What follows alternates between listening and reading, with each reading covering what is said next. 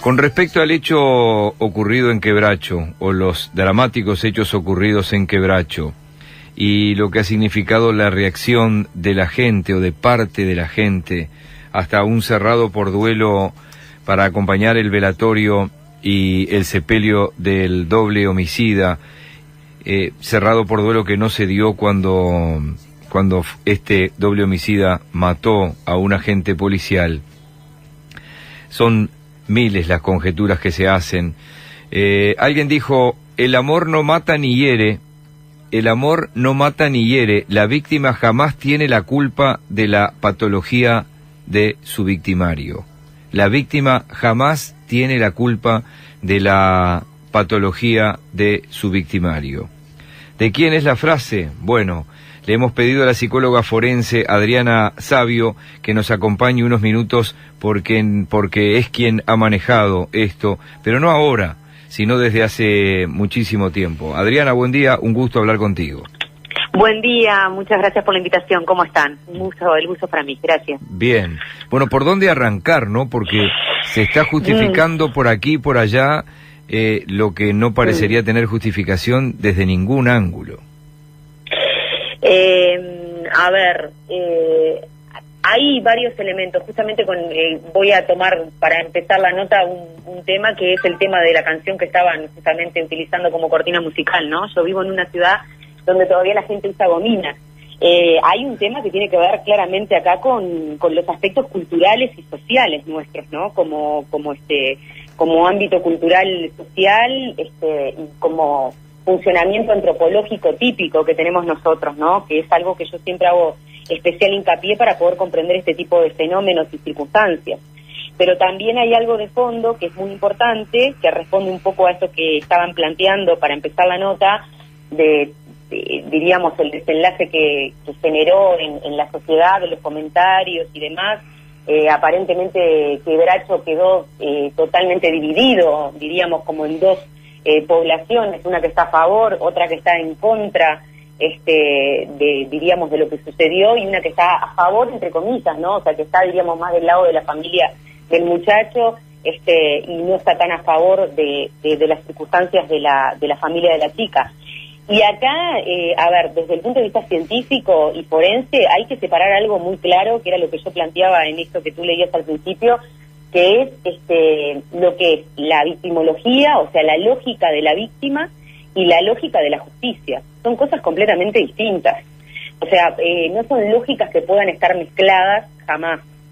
¿Qué quiero decir con esto? La lógica de la víctima es una lógica específica que tiene que ver con el sufrimiento que estaba padeciendo esta mujer. Esta mujer puso un límite, como tantas otras mujeres, frente a determinadas situaciones de violencia que viven, o circunstancias que ya ellas mismas, por un tema subjetivo, no toleran, y que ya eso alcanza y sobra para que quieran poner un límite, y este varón aparentemente no lo pudo sostener ese límite, o sea, no lo pudo interpretar. Desde el punto de vista de la psicología clínica, en realidad lo que estamos es frente a un varón que se encontró con un freno de su certeza. Él tenía la certeza psíquica, desde el punto de vista psíquico, ¿no?, de que esa mujer iba a estar con él para siempre. Uh-huh. Y esta mujer puso el freno frente a una cantidad de circunstancias que ellos dos mismos conocerán en su fuero íntimo, y esto desató un día de furia, ¿no? La ira de este... Adrián, antes que te vayas del análisis del victimario, no tiene por qué ser este caso puntual, podemos hablar de un tema genérico. ¿Qué tanto pesa también en la cabeza masculina la infidelidad? Es decir, porque ese sentimiento de propiedad, a veces, si encima hay una infidelidad, se entiende por allí, porque lo hemos escuchado en redes sociales tanto, entonces se justifica, o entonces la reacción masculina. Es decir, yo no estoy a favor de eso, te lo estoy planteando obviamente como... Estamos de acuerdo. Para tratar de que me lo expliques. Sí, perfecto. Es que ese es el tema. Ahí es cuando, con lo que tú estás señalando, ¿no? Es cuando empiezan a mezclarse aspectos que tienen que ver con la vivencia de la víctima y la justicia que se pueda hacer de parte del otro en caso que exista una infidelidad o no, o circunstancias concretas dentro del núcleo. O sea, ahí es cuando se mezclan las lógicas, justamente, ¿no? Porque, si vamos a hablar de terceros, primero que es un tema muy personal de ellos, ¿no? ¿Verdad? pero si vamos a hablar de terceros también, aparentemente por el lado de la figura masculina en este caso, había una muchacha que él aparentemente vivía en contacto muy directo con ella, que era una ex compañera de escuela, a la que consideraba una confidente y más. Y eso puede haber desprendido de las dos partes comportamientos de celos y comportamientos de posesión. Lo que pasa es que, a ver, nos tenemos que parar en este punto objetivo y neutro, que es el siguiente. Era una pareja que estaba vivenciando una circunstancia completamente enferma y tóxica.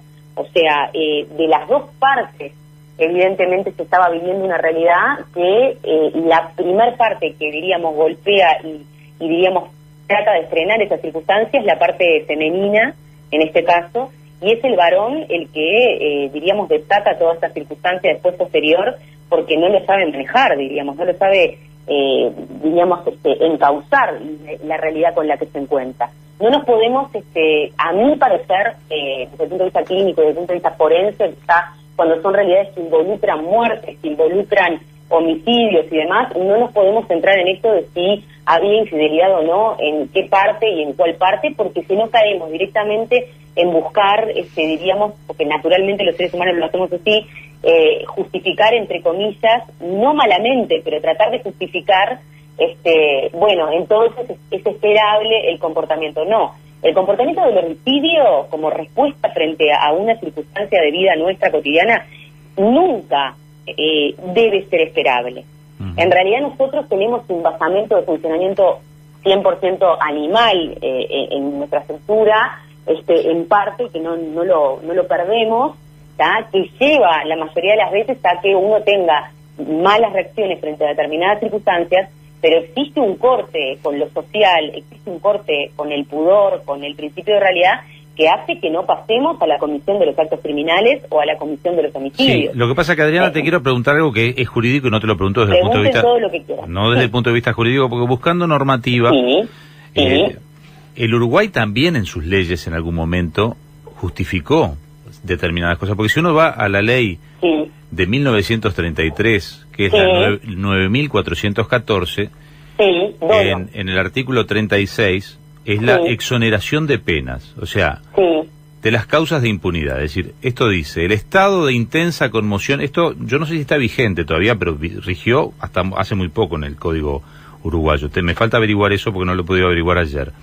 En el artículo 36 dice, el estado de intensa conmoción provocada por el sufrimiento crónico producto de violencia intrafamiliar faculta al juez para exonerar de pena por los delitos, lo que dice acá, para exonerar de pena por los delitos de homicidio y de lesiones, siempre que concurran los requisitos siguientes, y hay 3 puntos. El 1, que el delito se cometa por el cónyuge, excónyuge, concubino, exconcubino. Crimen doloso. Exacto, víctima o crimen por persona. Doloso. Exacto, porque la víctima tenga o haya tenido una relación de noviazgo o convivencia, que el autor hubiera sido sometido a intensa y prolongada violencia por parte de la víctima o tuviera conocimiento de igual sometimiento de sus descendientes. Es decir, si esto es del 33, pero si yo la mataba, esto vendría a ser el argumento por el cual también hay tantos mensajes de WhatsApp hoy, porque en realidad están casi repitiendo la ley de 1933. Claro, pero a ver, justamente por eso, está muy bien la observación, pero a ver,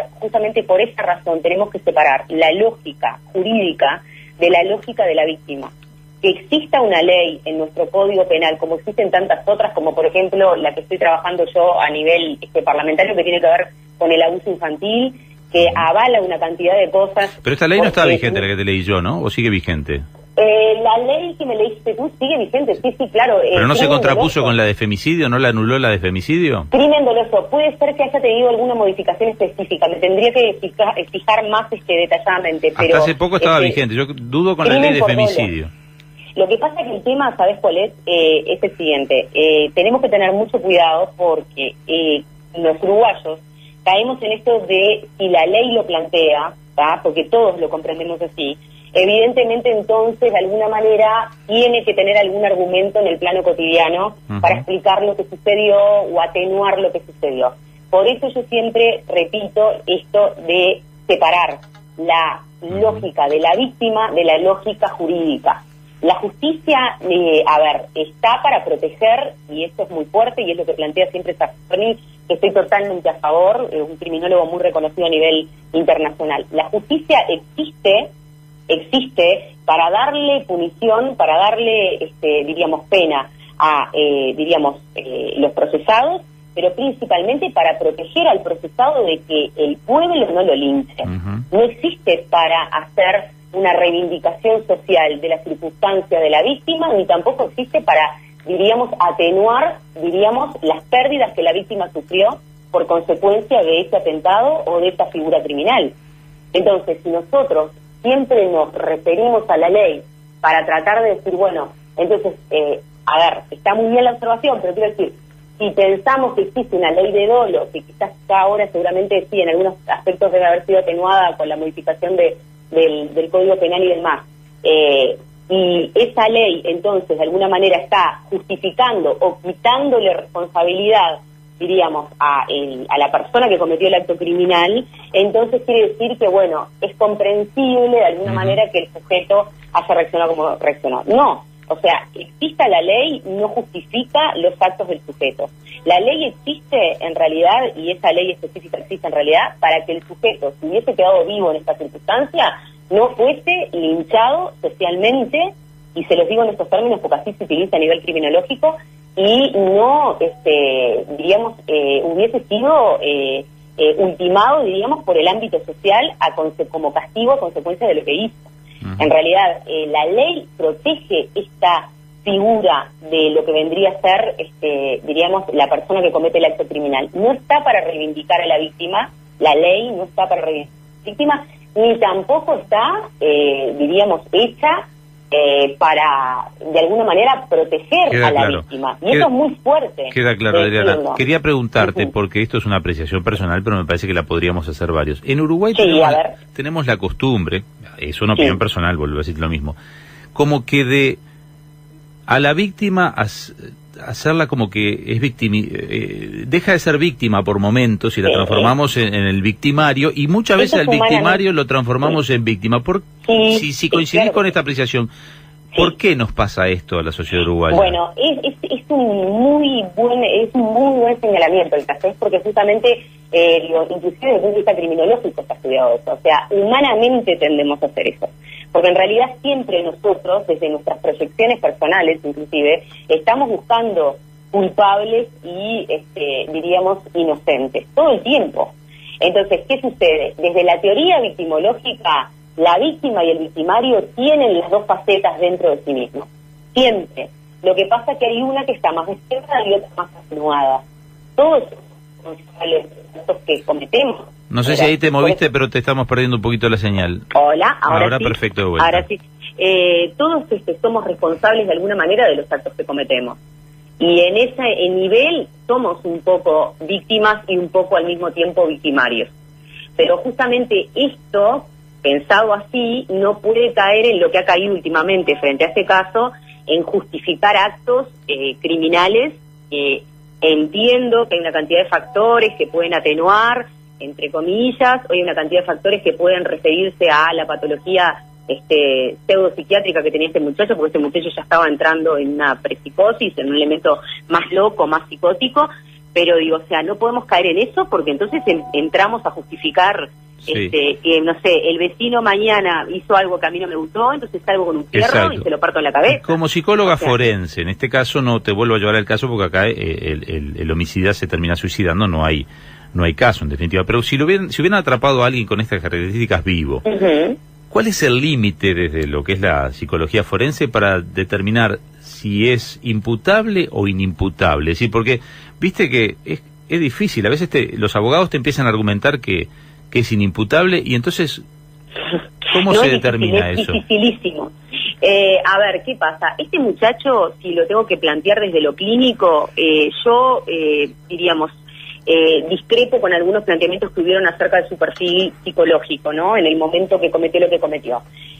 Creo que se trataba de un muchacho que tenía elementos claros de trastornos de la personalidad, que tenía mucha impulsividad, que era un sujeto con comportamientos violentos, que de hecho, bueno, su pareja ya había hecho denuncias al respecto, o sea que tenía grandes complicaciones para expresar, diríamos, seguramente sus malestares y demás, a su vez era un muchacho que trabajaba en el campo, tenía porte de armas porque era cazador también, o sea, manejaba el tema de las armas, lo cual no es menor, porque, digo, o sea, también hay determinados perfiles que hacen eso.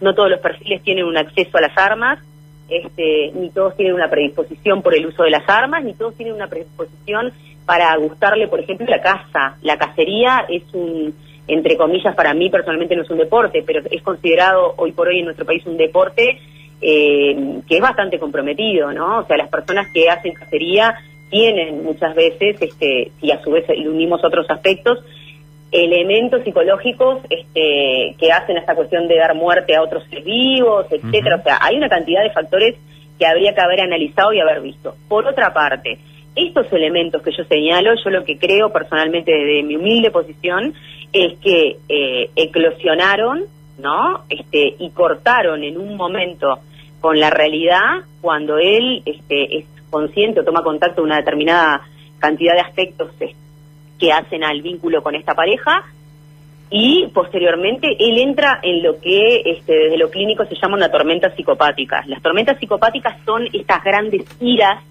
incontenibles que el sujeto no las puede manejar.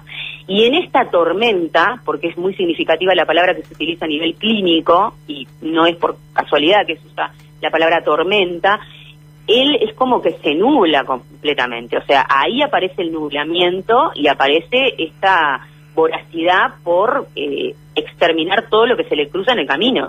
O sea, entrar a pasar a la comisión del acto criminal, al acto, sin ningún tipo de filtro, sin ningún tipo de contención de nada. Queda claro, ¿no sería inimputable o sería imputable?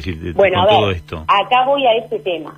Ahí nos encontramos con el tema de la culpa. Se ha planteado que él se sentía penado, que dejó cartas y demás. Estos son elementos, a mi parecer, bastante relativos, porque en base a lo que él después hace, o sea, seguramente él en su parte más, cuando todavía mantenía su parte más coherente, debe haber pensado en buscar las maneras de atenuar lo que iba a cometer, porque él sabía perfectamente lo que iba a cometer. El tema es cuando lo comete, que pierde seguramente el control. Ahí está el asunto. Y ese ejercicio entre tener el control y perderlo cometiendo el acto criminal es justamente el momento donde se pasa de un estado de conciencia a un estado de, diríamos, no mucho contacto con la realidad, o sea, de desconexión, diríamos. A ver, si nos centramos en esto, a mi parecer, es totalmente, o sea, procesable el comportamiento de él. Él es consciente de lo que estaba haciendo. Lo que sucede es que cuando lo hace es cuando se desconecta en parte. Pero, o sea, después de hacerlo, él vuelve a la realidad, porque de hecho, roba la moto, ¿no, verdad? O sea, hurta la moto, se va del lugar, va para otras partes, y ahí es cuando en realidad empieza la desestructuración de este yo, de este aparato psíquico, donde empieza como a desarmarse con esto de que escribe todo un mantel, que se quita de la escuela, duerme en ese lugar, pernocta en ese lugar, o sea, ahí empieza el desarme, pero es posterior, diríamos, a la comisión del acto criminal.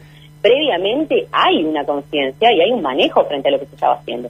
Esto está totalmente separado a si él era buena persona, buen vecino, sí, buen hijo y demás. Eso en el código totalmente independientes. Eso en el código no figura en ningún artículo como atenuante. ¿Cómo? Que eso en los códigos no figura como atenuante en ningún código, no puede figurar y por eso no figura, obviamente.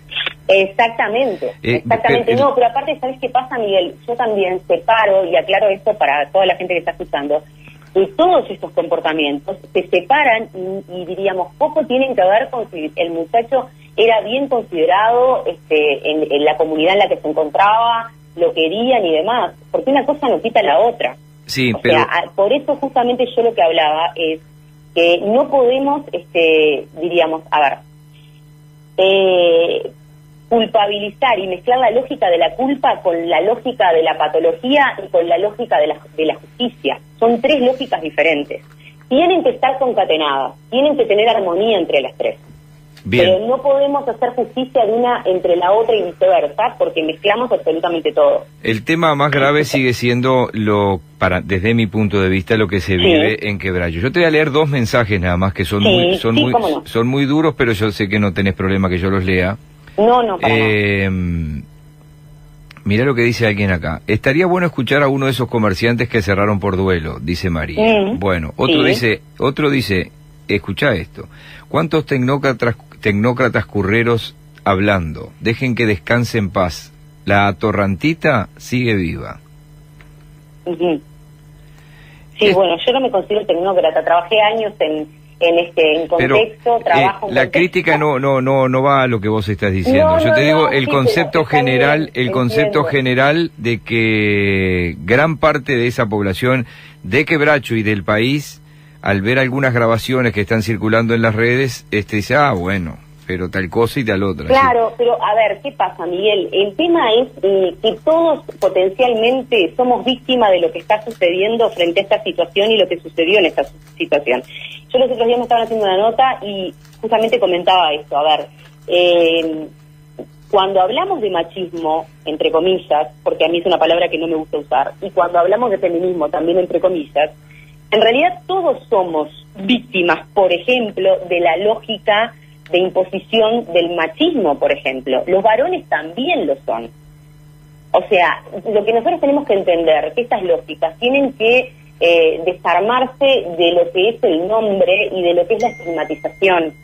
Y cuando hablo de la estigmatización, entonces ahí también me centro en esto de la palabra que utiliza este señor, que seguramente es un varón, para referirse a la muchacha. O sea, la muchacha vivía una circunstancia determinada y el muchacho vivía otra, y en realidad son dos personas que no se comprendieron en su vínculo de pareja, y cuando eso sucede, las parejas se tienen que disolver.